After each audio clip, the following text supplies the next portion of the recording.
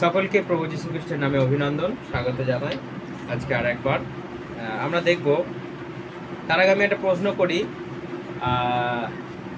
ঈশ্বর আছে, ঈশ্বর আছে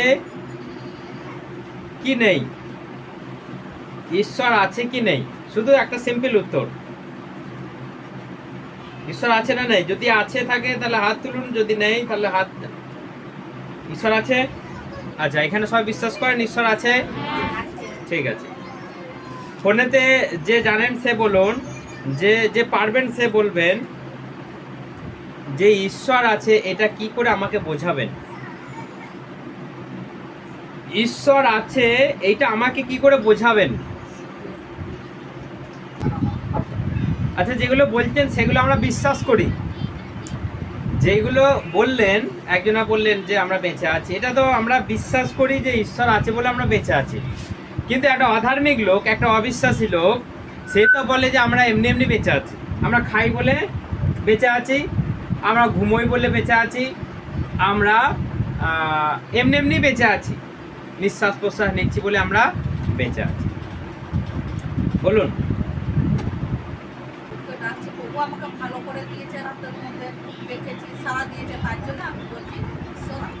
তার জন্য যে ঈশ্বর আমাকে একটা কিছু করেছে, তার জন্য এর প্রমাণ ঈশ্বর আছে। আর কেউ? আমি তো জানি ঈশ্বর আছে, কিন্তু কি করে আমি বলবো মানুষকে? আমি তো বুঝি যে ঈশ্বর আছে, কিন্তু একটা নাস্তিক যে ঈশ্বরকে মানে না, যে বলে যে ঈশ্বর বলে পৃথিবীতে কোনো জিনিসই নেই, তাহলে তাকে আমি কি করে বোঝাবো? একটা কথা, দুটো কথা।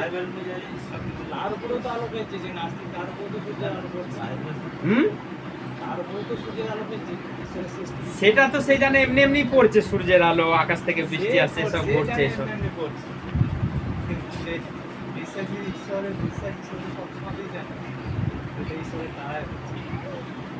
সে বিশ্বাসই করে না, সে বিশ্বাসই করে না এটা ঈশ্বরের দ্বারা লেখা হয়েছে, সে বিশ্বাসই করে না এটা ঈশ্বরের শাস্ত্র।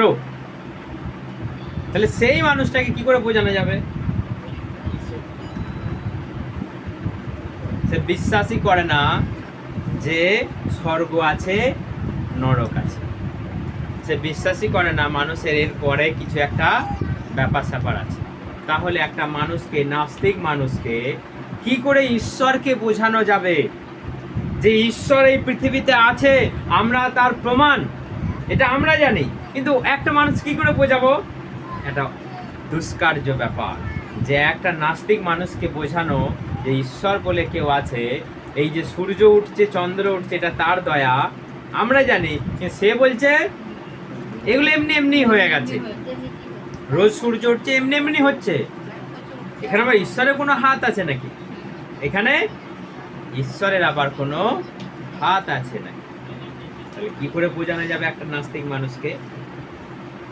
বাইবেল বলছে, ঈশ্বর বলছে তুমি প্রথমে আমার কাছে এসো, তুমি প্রথমে আমার কাছে এসো, তুমি বিশ্বাস করো, তাহলে তুমি কিছু দেখতে পাবে, কিছু বুঝতে পারবে।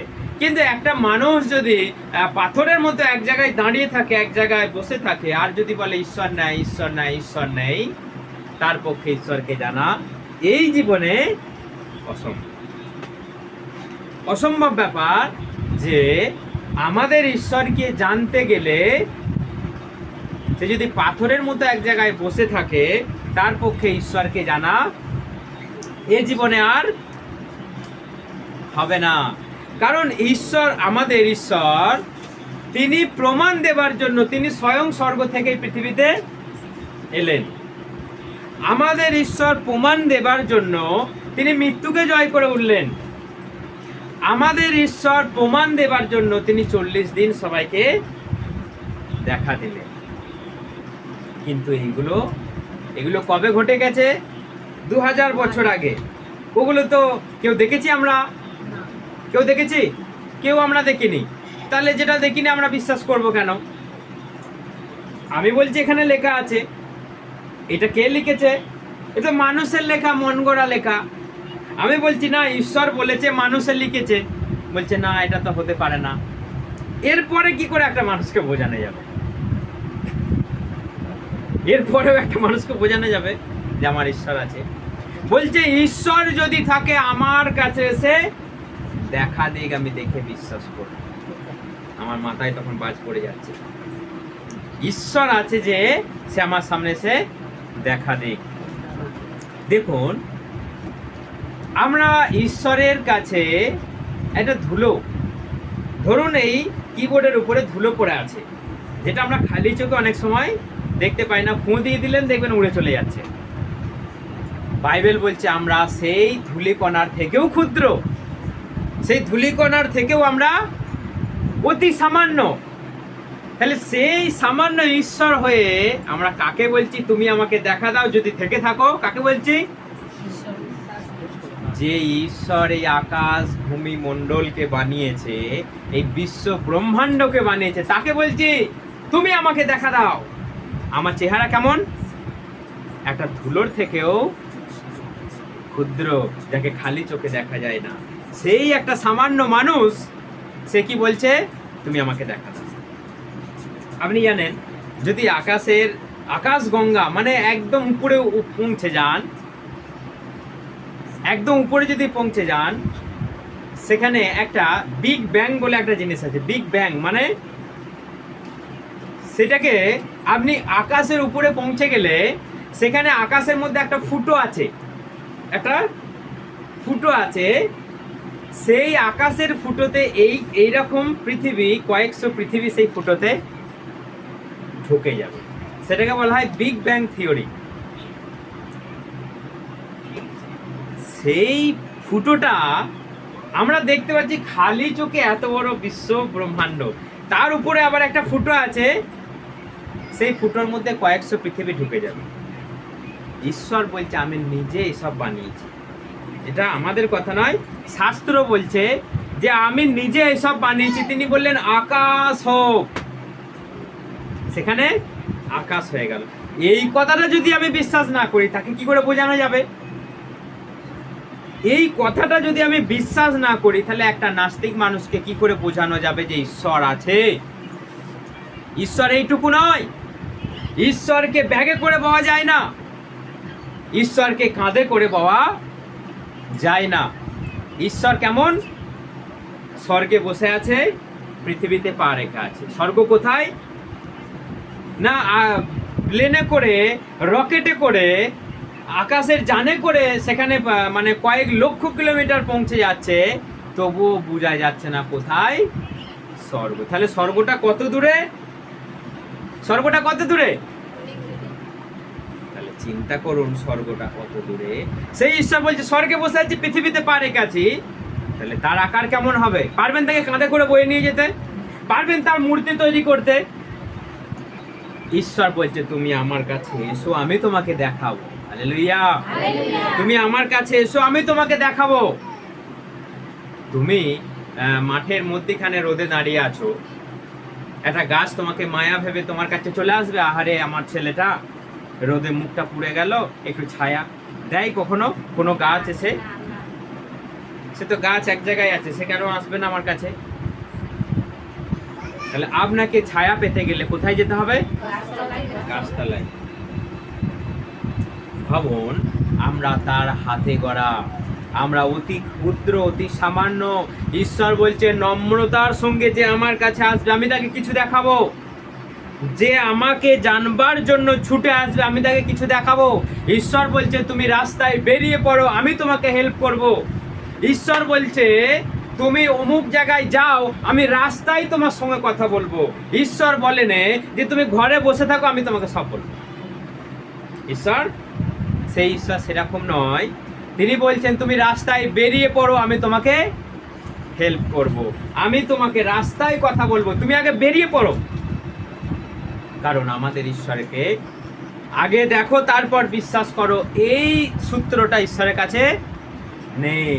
কিন্তু অনেক জায়গায় আছে, অনেক ভাবে আছে যে আগে আমাকে দেখো তারপর তুমি বিশ্বাস করো, নালে পয়সা ফেরত, নালে পয়সা রিটার্ন, যা দিয়েছো তুমি রিটার্ন পেয়ে যাবে।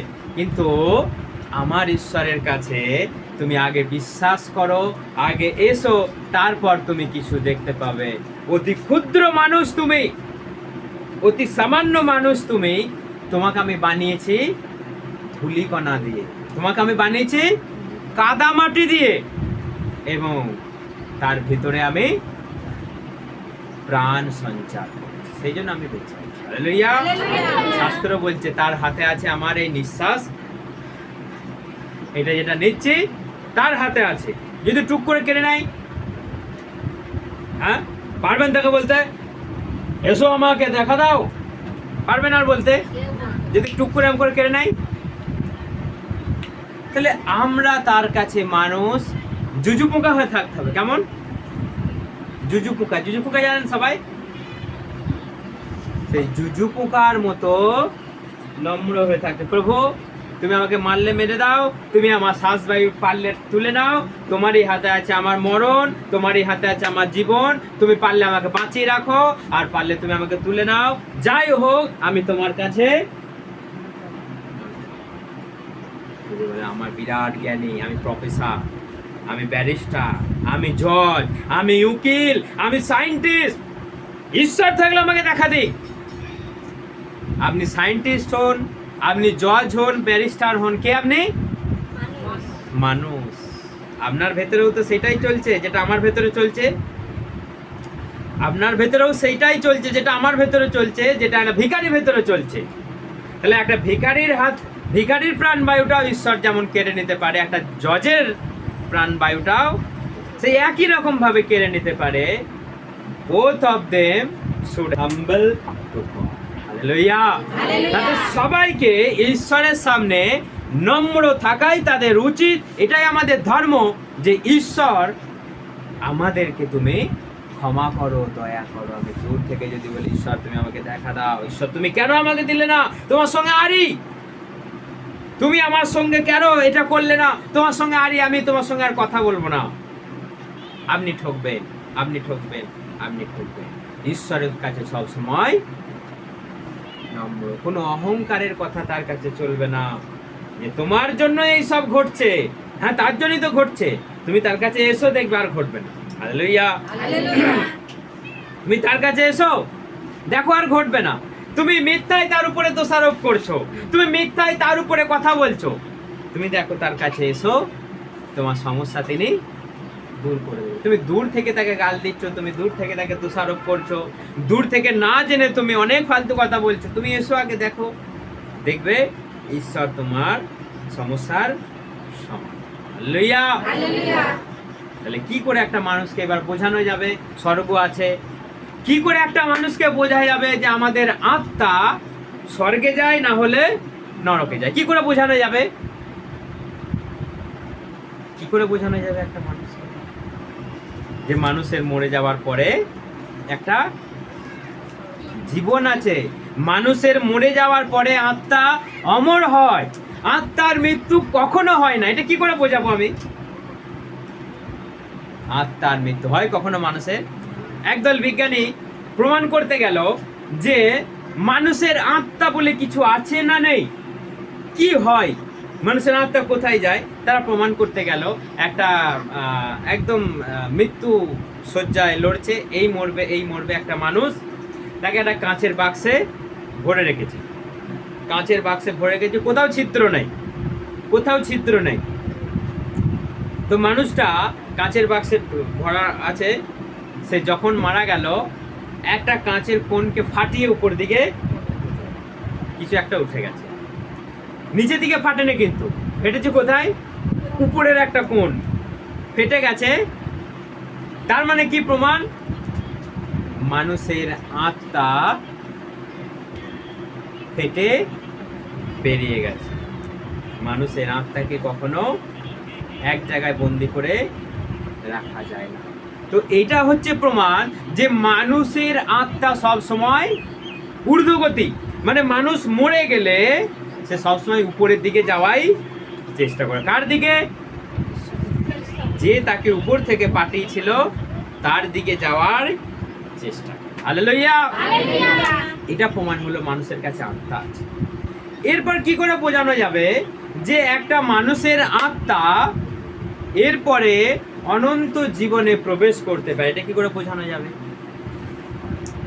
যদি আমরা জানি ঈশ্বর কি মৃত কখনো হতে পারে, ঈশ্বর কি মরে যেতে পারে, যদি আমরা বিশ্বাস করি ঈশ্বর আছে, তাহলে আমাদেরকে বিশ্বাস করতে হবে যে ঈশ্বর কখনো মরে না, ঈশ্বর কখনো মরবে না, ঈশ্বরের কখনো শেষ নেই। Hallelujah, hallelujah, hallelujah. যদি ঈশ্বর অমর হয় তাহলে মানুষও অমর হবে। কেমন করে দেখুন, ঈশ্বর কেমন করে মানুষ বানিয়েছিল? কাদামাটি দিয়ে, কাদামাটি দিয়ে বানিয়ে দিয়ে তার ভেতরে ব্যাটারি দিয়ে দিয়েছিল। কি দিয়েছিল তাহলে? হ্যাঁ, ফু দিয়ে দিয়েছিল। মানুষকে বানিয়ে তার ভেতরে ঈশ্বর ফু দিয়ে দিল, মানুষ করে উঠে গেল, উঠে গেল, দেখছে ও কি সুন্দর আমার শরীর, আদম সৃষ্টি হয়ে গেল। হালেলুয়া। তাহলে তার ভেতরে কে ঢুকলো? ঈশ্বরেরই একটু অংশ তার ভেতরে ঢুকে গেল। তাহলে আত্মাটা কার অংশ? ঈশ্বরের অংশ। যার আমি সাহায্যে এত দম্ভ, এত অহংকার, এত তার বিরুদ্ধে কথা বলি, এত মারামারি করি, এত আমি মানুষের বিরুদ্ধে কথা বলি, কার সাহায্যে? সেই সত্তা যেটা ঈশ্বর আমাকে দিয়েছে, সেই সত্তাটাই তো একদিন বেরিয়ে যাবে। তাহলে ঈশ্বর যেমন অমর, এটা আপনি জেনে রাখুন, মানুষও অমর।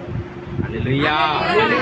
মানুষ মরে যায় কেবল তার শরীরটা, কারণ এই পৃথিবী থেকে কাদামাটি থেকে তৈরি, কাদামাটিতেই সেটা মিশে যাবে।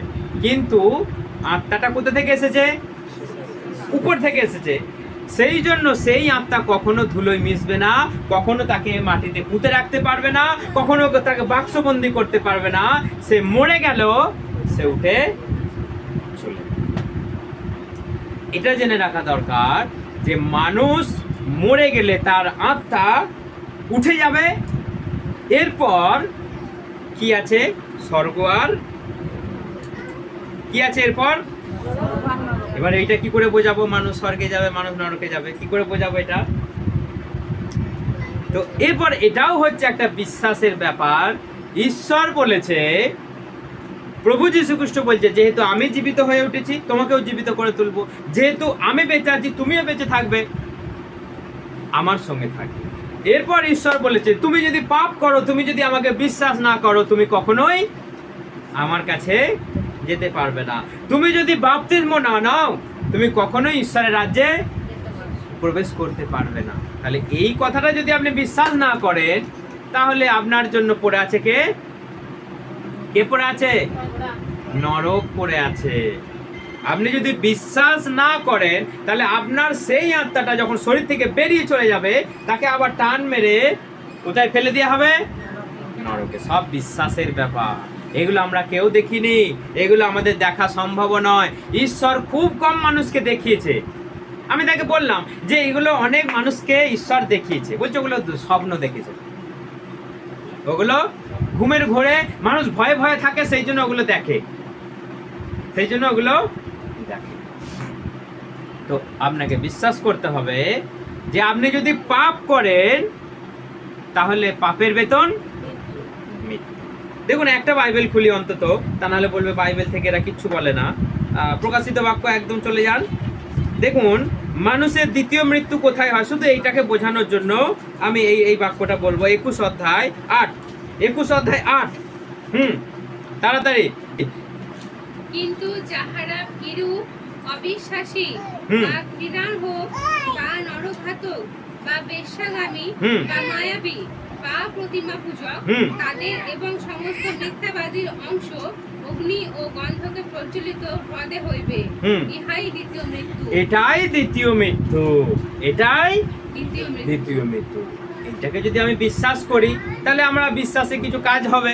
আর যদি বলি এটা তো মানুষকে ভয় দেখানোর জন্য লেখা আছে, যাতে একটা মানুষ পাপ থেকে বিরতি থাকে, যাতে একটা মানুষ পাপ করতে ভয় পায়, যাতে একটা মানুষ অন্যায় না করে, সেই জন্য এই কথাটা লেখা আছে মানুষকে ভয় দেখানোর জন্য। শাস্ত্র কিসের জন্য?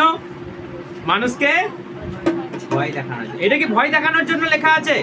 তো এইটা যদি বলি যে মানুষকে ভয় দেখানোর জন্য, সত্যি করি তো, যদি একটা মানুষকে যদি ভয় দেখিয়ে সুস্থ রাখানো যায়, পাপ থেকে দূরে রাখা যায়, সেটা কি খারাপ বিষয়? না।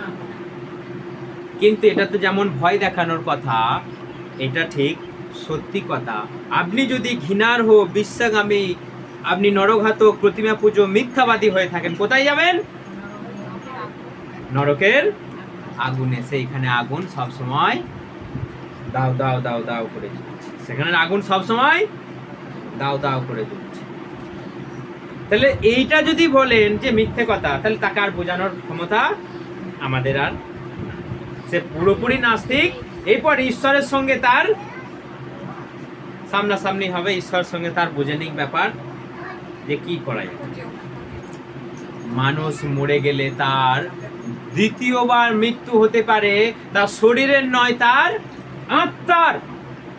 কারণ যে মানুষটা মরে গেল, আত্মা উঠে চলে গেল, তাকে আবার বিচার করে তাকে কোথায় ফেলা হবে? নরকে ফেলা।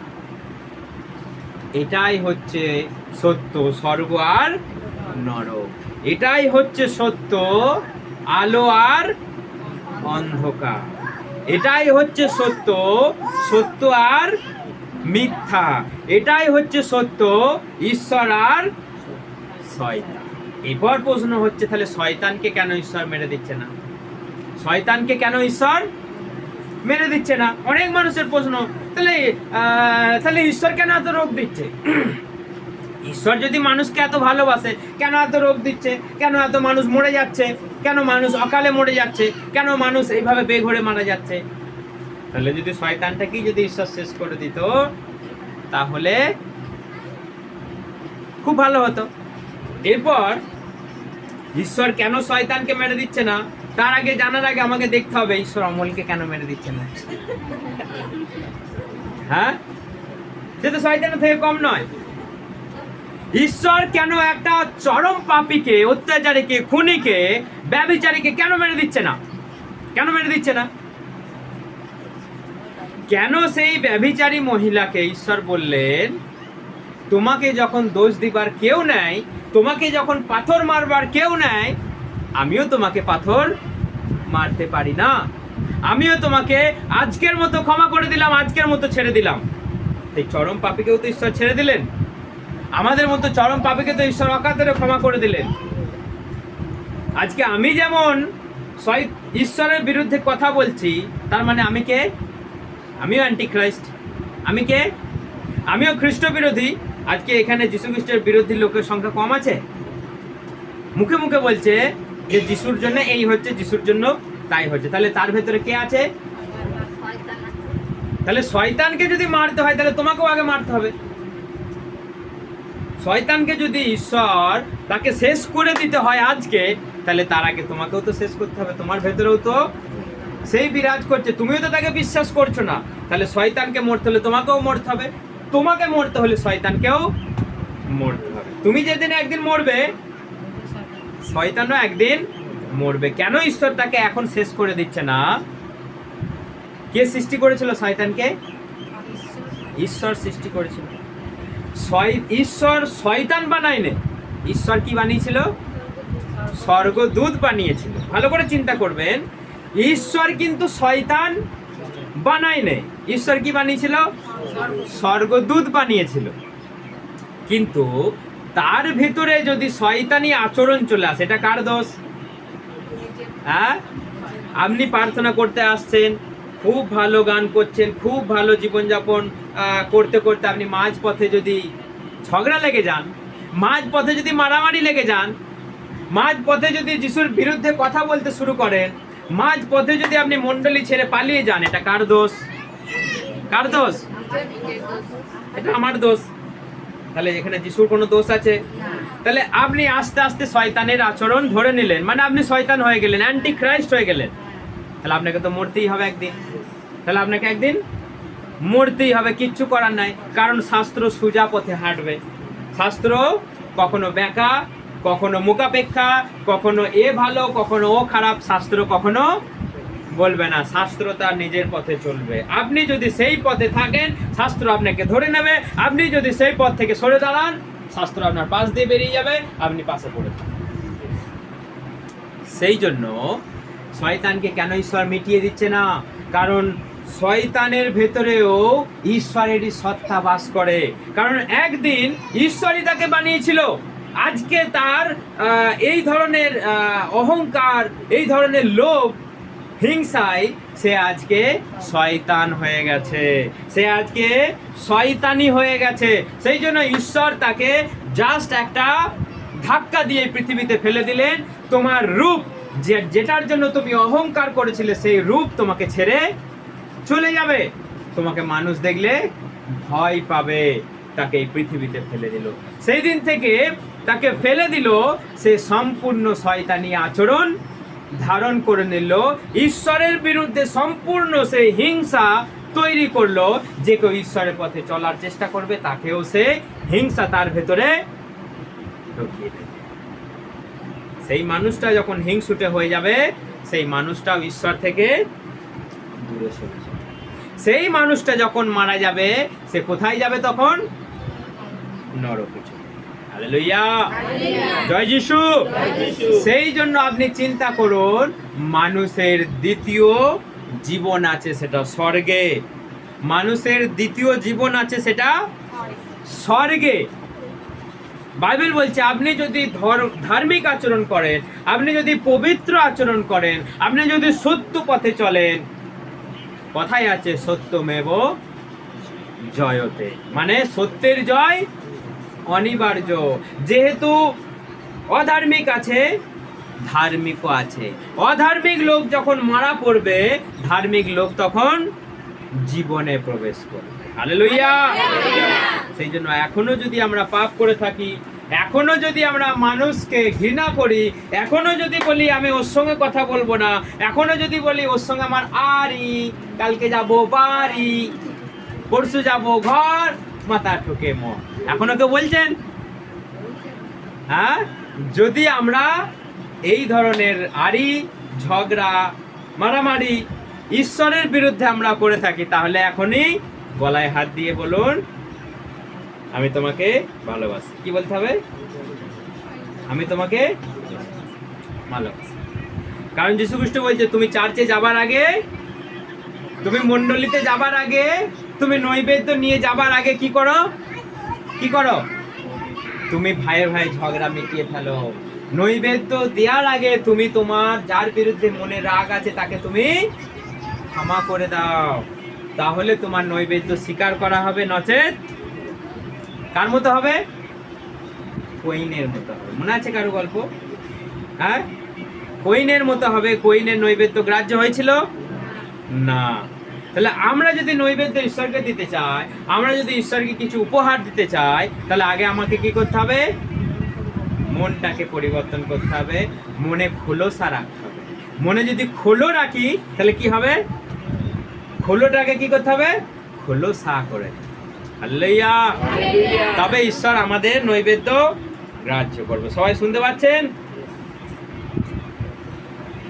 তাহলে মানুষ মরে গেলে একটা জীবন আছে, মানুষ অধর্ম করলে মানুষের শাস্তিরও ব্যবস্থা আছে।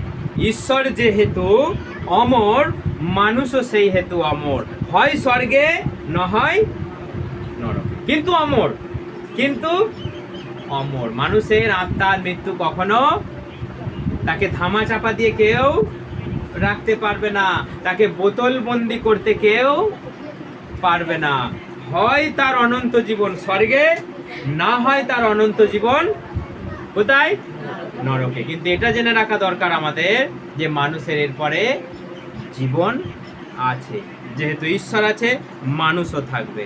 যেহেতু ঈশ্বর পবিত্র, সেহেতু মানুষও পবিত্র হলে তার সঙ্গে জীবনযাপন করার একটা সুযোগ থাকবে।